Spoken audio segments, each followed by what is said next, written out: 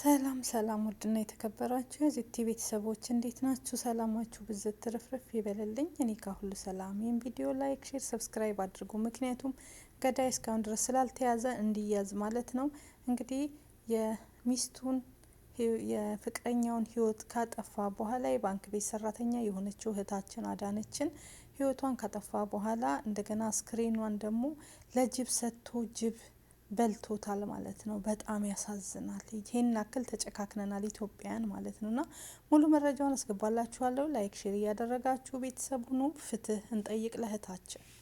ላይክ ስታደርጉ ሼር ስታደርጉ የእህታችን ገዳይ እንዲያዝ እስካሁን አልተያዘም። በሽጉጥ ብሎ ህይወቷን አጥፍቶ መኪናውን ጥሎ ነው የሄደ። ስንሄድ በሰንዳፋ በኬ ከተማ ታህሳስ 6 ቀን 2018 ዓ.ም አንዲት የባንክ ሰራተኛ ላይ ዘግናኝ የነፍስ ግድያ መፈጸሙን ፖሊስ አስታውቋል።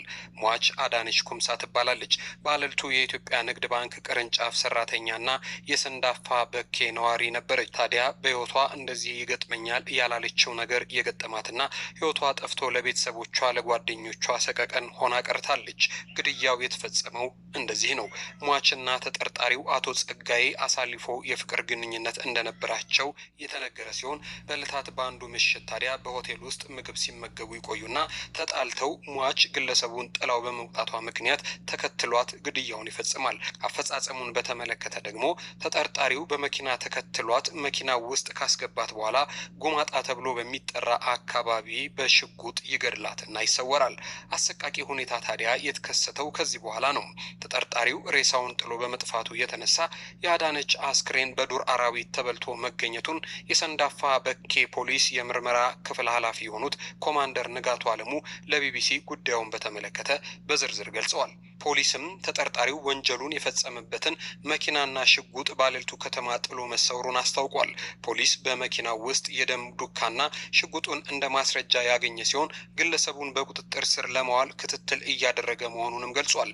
የሟች አስክሬን ለምርመራ ወደ ቅዱስ ጳውሎስ ሆስፒታል ከተላከ በኋላ በቤተሰቦቿ የቀብር ስነ ስርዓቱን መፈጸሙንም ተናግሯል። ይህ ጉዳይ የበኬ ከተማ ነዋሪዎችንም ሆነ ቤተሰቦቿን ወዳጅ ዘመዶቿን በሙሉ ያስደነገጠ ጉዳይ ሆኗል። በጣም ያሳዝናል። እንግዲህ እንደሰማችሁት ማለት ነው። ህይወቷን ማጥፋቱ ሳያንሰው ሌላ ነገሩ ሳያንሰው ይባስ ብሎ ደግሞ በጣም በሚያሳዝንና በሚገርም ሁኔታ ያደረገው ነገር እንግዲህ አስክሬኗ እንኳን እንዳይገኝ ለጅብ እስኪበላ ድረስ ነው ያደረገው። በጣም ነው የሚያመው፣ በጣም ነው የሚያሳዝን። የእውነት ምናክል እንደተጨካከን ኢትዮጵያን እኛ ኢትዮጵያን ምናክል አረመኔዎች እንደሆን ምናክል እንደተጨካከን ይህን አክል አውሬ እንደሆን በጣም የሚያሳይ ነገር ነው። የእውነት ይሄ የመጨረሻው ዘመን ነው ያለንበት ማለት ነው። ከባድ ነው። አሰባችሁት? በስማ ቅስም ይሰብራል ለመስማት ራሱ ማለት ነው። በጣም ነው የሚያሳዝን ከሚባለው በላይ ማለት ነው። በስማ እንግዲህ ህይወቷን ከማሳለፉ የበለጠ የሚያመው ምንድን ነው? አስክሬኗ እንኳን ለቀባሪ እንዳይመች ማለት ነው ለአውሬ ሰጥቶ ጅብ እንዲበላው ነው ያደረገ። እስካሁን አልተያዘም። እሱ እንዲያዝ እንግዲህ ሁላችሁም የበኩላችሁን እንድትወጡ ይህን ቪዲዮ ሼር አርጉ፣ ላይክ አርጉ። እዚህ ጋር በፎቶ አስገብቼላችኋለሁ። እዚህ ጋር የምታዩት እንግዲህ ገዳይ ነው፣ ባል ወይም ደግሞ ፍቅረኛዋ ነው ጸጋዬ የተባለው ሰውዬ። ሟች እህታችን አዳነች ነፍስሽን በአጸደ ገነት ያኑር፣ ለቤተሰብ መጽናናትን ያድል። በጣም በአሁኑ ሰዓት ላይ እውነት የሰው አውሬ ሁነናል እኮ እኛ ኢትዮጵያ ውስጥ እኮ እርስ በርስ አውሬዎች ሁነናል ከሚባለው በላይ አንዱ አንዱን እየበላ። እስከ መቼ ነው ግን ይሄ ነገር የሚቆመውስ? መቼ ነው የሚቀጥለውስ? እስከ መቼ ነው? በጣም ነው የሚያሳዝነው ይህ መረጃና ፖሊስም እንግዲህ ተባበሩን። እስካሁን ድረስ አልተገኘም። የተገኘው እንግዲህ ሽጉጥና መኪናውን ጥሎ ነው የሄደ። መኪና ውስጥ እንግዲህ ደም አለ፣ እንዲሁም ደግሞ ሽጉጡ እዛ ተገኝቷል ማለት ነው። ወስዶ ጫካ ውስጥ ነው ጣላት። በዛን ሰዓት ላይ ጅቦች በልተውት አስክሬኗ ተገኘ። አስክሬኗ ተለቃቅሞ እንግዲህ ሆስፒታል ለምርመራ ሚኒሊክ ሆስፒታል ገብቷል። በጣም ነው የሚያሳዝን። በስማ እኛ ምን አይነት አውሬ ነን? ሰው አውሬም ነው መልካምም ነው። እውነቴን ነው ምላችሁ። ሰው ለሰው መድኃኒት ነው፣ የሰው ክፉ የለውም ይባላል። አንዳንዴ ደግሞ እንደዚህ ደግሞ ስታዩ እረ ብቸኝነት ምን አለኝ ትላላችሁ። እንግዲህ አብረው ምሳ ሲበሉ ሲገባበዙ ከቆዩ በኋላ አለመግባባት ተፈጠረ። ይሄ ነገር ተከሰተ። ከባድ ነው። ብቻ እግዚአብሔር ልቡና ይስጠን። አገራችን ላይ እኔ እንጃ የምንሰማው ነገር ሁሉ በጣም ለጆሮ የሚዘገነን የሚከብድ ነው። ለማመን የሚከብድ ነው። የምንሰማቸው ነገሮች ሁሉ በጣም ያሳቅቃሉ። በአሁኑ ሰዓት ላይ በተለይ ወደ አውሬነት የተቀየርንበት ሰዓትና ጊዜ ነው ያለው። ብቻ አላቅም። እግዚአብሔር ልቡና ይስጠን ነው ሌላ ምንም ማለት ስለማንችል ማለት ነው። እና ሁላችሁም እስኪ ጸሎት አድርጉ። የእውነቴን ነው ብለው ለስንቱ ጸልየን እንዳትሉኝ ና እኔ እኮ ግራ ስለሚገባኝ ነው ብዙ ጊዜ ቪዲዮ ላይ እባካችሁ ጸልዩ። ወይም ክፉ ዘመን የመጣን ያለንበት ዘመን የኛ ዘመን በጣም ያሳዝናል። የኑሮ ውድነቱ፣ እርስ በርስ መባላላቱ የመጨረሻው ዘመን ስለሆነ ነው። የእውነቴን እኮ ነው።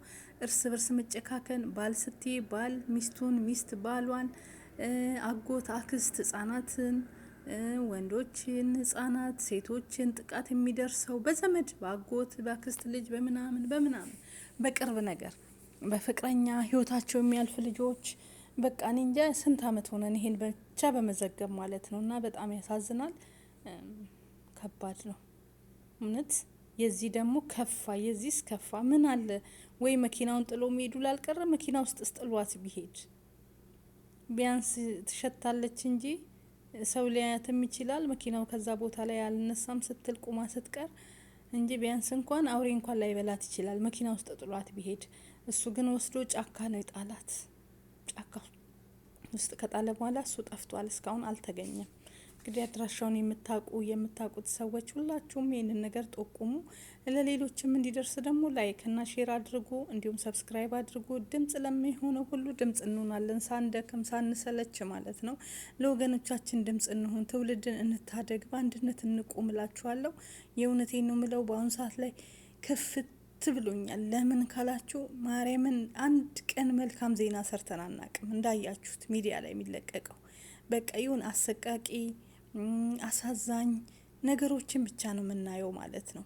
ይሄን ዝም ብላችሁ ካሰባችሁት እንደ አንድ ወጣት ማለት ነው መጨረሻችን ምንድን ነው ብላችሁ ያስፈራችኋል። እስኪ ቆም ብላችሁ በጥሩ ልቦና አስቡት ማለት በመልካም ልቦና እስኪ አማትቡና ኦርቶዶክስም ጸሎት አድርጉና እስኪ ዘመኑ ምን ላይ ነው፣ ምን ላይ እየደረስን ነው ብላችሁ በተለይ ይሄ ሶሻል ሚዲያ የምትጠቀሙ ሰዎች ካላችሁ እስኪ ከምታዩት ነገርና ካለንበት ጊዜ ቆም ብለን አስበን ንስሐ መግባት ያለብን ጊዜ ነው። እኔ ዝምታው በጣም አስፈርቶኛል። ፈጣሪ ዝም እያለው ይሄ ሁሉ የንጹሐን ህይወት እያለፈ አንዴ በጦርነቱ፣ አንዴ በህራብ፣ አንዴ በጎርፍ፣ አንዴ በመሬት መንቀጥቀጥ፣ አንዴ በጎመራ እሳት፣ በተለያየ ነገር ይሄን ነገር ያመጣብን ምን ይመስላችኋል? መሬት ተንቀጠቀጠ፣ ጎመራ እሳት እንደዛ ፈነዳ፣ እንደዚህ ሆነ የምትሉት ምንድን ነው? ጎርፍ እንደዚህ ህዝቡን እየጨረሰ አንድ ቦታ በእራብ እዛ በድርቅ ይሞታል፣ እዚህኛው ቦታ እንደዚህ በኢትዮጵያ ውስጥ እየተከሰተና እየታየ ያለው ነገር የቁጣ ዘመን ነው። እኛውን ኢትዮጵያን ካወቅን ንስሐ ምንገባበት ምንጸልይበት፣ ሙስሊሞችም ኦርቶዶክሶችም በየሃይማኖታችሁ የትኛውም ሆናችሁ ፈጣሪን አለ ብላችሁ የምታምኑ ሁላችሁም ለፈጣሪያችሁ ተንበርክከን ምንጸልይበትና ምትጸልዩበት ሰዓት አሁን ነው። እውነቴን ነው ምለው። የምንሰማው ከእለት ዝግንን የሚያደርግ ነገር ብቻ ነው። መልካም ነገር አንሰማም። መልካም ዜና ከሰማን በጣም ቆየን፣ ብዙ ቆይተናል። ምን ሰማው ሁሉ የሚዘገንኑ፣ የሚከብዱ፣ የሚያሳዝኑ፣ ቅስም የሚሰብሩ፣ ለጆሮ የሚቀፉ ነገሮችን እየሰማን ያለ ነው። ስለዚህ ካለ ጸሎት ሌላ ነገር ምንም አይመልስልንም። ዝም ብለን እንደ ሰው ካሰብ ነው፣ በጥሩ ልቡና ካሰብ ነው፣ በተረጋጋ መንፈስ ካሰብ ነው ያለንበት ምንም የሚያስደስት ነገር የለም። የእውነቴን ነው ምላችሁ። እችም እድሜውና በዚች እድሜያችን እችም እኔ እንጃ እችም ኑሮ ሆና ከዚችም እርስ በርስ እንደዚህ ህይወታችን ማለፉ ወጣት እያለቀ ነው። በአንድም በሌላ ወጣቶች ናቸው እያለቁ ያሉት እርስ በርስም ምንም እንዴ መፋታት የሚባለው ነገር አለ እኮ። በቃ ካልተስማማችሁ ተዋት፣ አልፈልግህም ካለች ተዋት። ራት አብራችሁ እንደበላችሁ ስትገባበዙ እንደነበረ እንግዲህ መረጃዎች ወጥተዋል። ሲጋብዛት እንደነበረ በሳንዳፋ ነው፣ በሳንዳፋ ከተማ ነው ሲጋብዛት አብረው ሲገባበዙ ሆቴል ውስጥ እንደነበሩ ከዛ በኋላ ነው ይዟት ወጥቶ እንግዲህ አላቅም እንደዚህ አይነት ነገር የፈጸመው። እረ ለመስማት ራሱ በጣም ይከብዳልም ያሳዝናልም። ፈጣሪ ልቦና ይስጠን። እስኪ ሁላችሁም ጸልዩ። በቃ እኔ ከጸሎት ውጭ ሌላ ምንም ምላችሁ ነገር የለም። ምክንያቱም እኔ በጸሎት የማምን ሰው ነኝ። በጸሎት አምናለሁ፣ በፈጣሪ አምናለሁ። ፈጣሪ ታሪክን ሁሉ ይለውጣል። እግዚአብሔር ኢትዮጵያ ላይ የመጣብንን መንፈስ፣ ክፉ መንፈስ አንስቶ ደጉን የድሮውን መንፈስ ድሮ እያሉ አያቶቻችን አባቶቻችን እነሱ የሚያወሩትን ነገር ድሮ እያሉ የሚያወሩትን ነገር እኛም ድሮ ብለን የምናወራ ያድርገን። በቃ በዝቹ ባለንበት በ20 ቤት ባለንበት እድሜያችን ራሱ ድሮ ልንል ነው እንዴ? እኔ ግራ እየገባኝ ነው። ሰው አውሬነት ተለወጠ ወይስ ምንድን ነው? የሆነ ነገር እስኪ ካሰባችሁት እኮ ታዲያ አንድ ሰው ፍቅረኛ ባሌን ሚስቴን ካልታመነ ሌላ ማን ይታመናል? ወንድ ልጅ ሚስቱን ካላመነ፣ ሚስቱን ከፈራ፣ ሴት ልጅ ባሏን ከፈራች ኑሮ እንዴት ነው? ትዳር እንዴት ነው? ትዳር የሌለን ገና ያልወለድን ገና ተስፋ እናገባለን ብለን ያልን ሰዎች ልጆች ገና ወጣቶች ያላገባን ምን ተስፋ እናደርጋለን? ይሄን ስትሰሙ እንዴት አምናችሁ ወንድ ጋር ታገባላችሁ? ሴቶች እንዴት እናገባለን? የእውነቴ ነው። እኔ እፈራለሁ። እኔ የእናቴንም ልጅ ከዚህ በኋላ ማምን አይመስለኝም። አይደለም ገና ባል ተብሎ ሌላ የሚመጣው ሰው ይቅርና ማለት ነው። ለምን ካለንበት ሁኔታ የእናታችሁን ልጅ የምትፈሩበት ሰዓት ደርሰናል። ምን አይነት መንፈስ እንደሆነ አላቅም። ብቻ ጸልዩ። በጣም ያስፈራል። ወደውም አይደለም እንዲህ አይነት ክፉ መንፈስ ተበትኖብናል። እግዚአብሔር ወይ ደጉን ዘመን አምጣልን እያልን እንጸልይ። ሰላማችሁ ይብዛ። ወዳችኋለሁ። ላይክ ሼር አድርጉ። ቤተሰብ ሁላችሁም ሀሳብ አስተያየት ስጡ። እስኪ ጸልዩ። በቃ በየሃይማኖታችሁ ሌላ ምንም አልላችሁም። የምር ደከመኝ እኔ